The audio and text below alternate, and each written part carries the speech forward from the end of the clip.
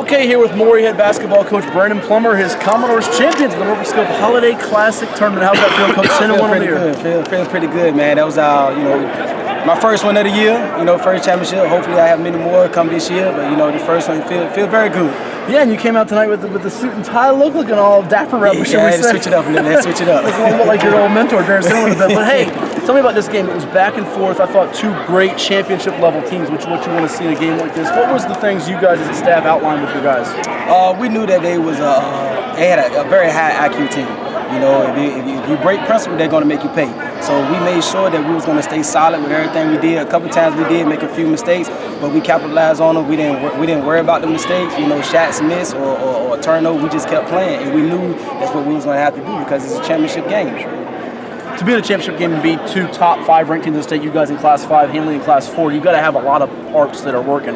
You're a balanced attack, so are they. But it seemed like they went as their point guard winning. He had a great game, 24 points, 7 rebounds, 6 assists, Michael Brown. But you guys were able to spread it around. You can't focus in on just Chase Coleman, Brian Phillips, Lamont Edmonds for you guys, Matthew Menz, who didn't have his typical game, had a couple key putbacks. But Jason Price, to me, was the unsung hero tonight. Yeah, I always told Jason that a lot of people watch Chase and watch Brian, and I said this is really going to be your breakout year for you, because with those guys being keyed in, knowing you're a deadly shooter. You're a deadly shooter, and you just got to be ready to go at all times. And he continues to believe in that, and his confidence is getting higher and higher and higher.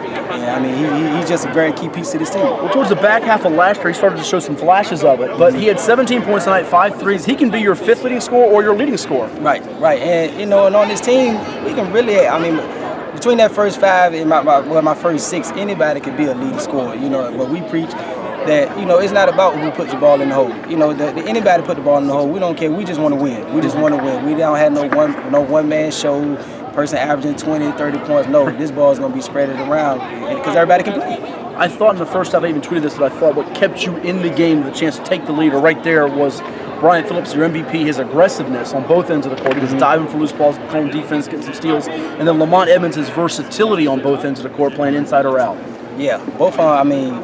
When Brian is really maturing, man. He's really maturing in front of my eyes, and he is really listening to me. And that was, I would say, that was the key piece to this team, honestly. To be able to get through to him and get him to understand that this is a team game. And now that he's really understanding that, we have went from a good team to possibly a great team. A couple more for let you run. Chase Coleman down the stretch, 6 of 6 from the foul line. Do you feel as a coach better about having anybody else than Chase Coleman with the ball in his hands at the end of the game? Yeah, we shoot a lot of free throws, so I'm confident in anybody shooting free throws, but I know he knocked down. Yeah. You got to go to your money when it's money time. And he knows that, and everybody else knows that. And when it's hitting the ropes like that, I say you got to put him back on the line. He seems to be comfortable in his own skin. Now, for like last year, it seemed like you would hear all this stuff about he's Matt Coleman's little brother, but I think he's starting to. And with you guys, he's not having to score as much because the weapons around him. Right. And he's really starting to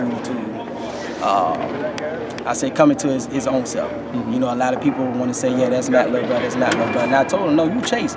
I love your brother to death. I love your brother, but I like Chase. Chase play for me. Matt don't play for me.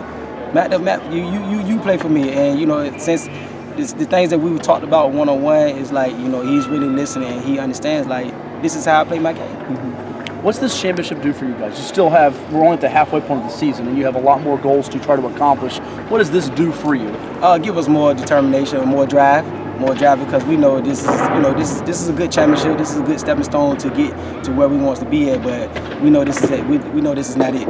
This is not it, and we still want that ultimate goal, and we're not going to let up. Well, the Commodores got some hardware. They want some more before the season's over. Thanks so much. Thank you. Congrats. Appreciate it.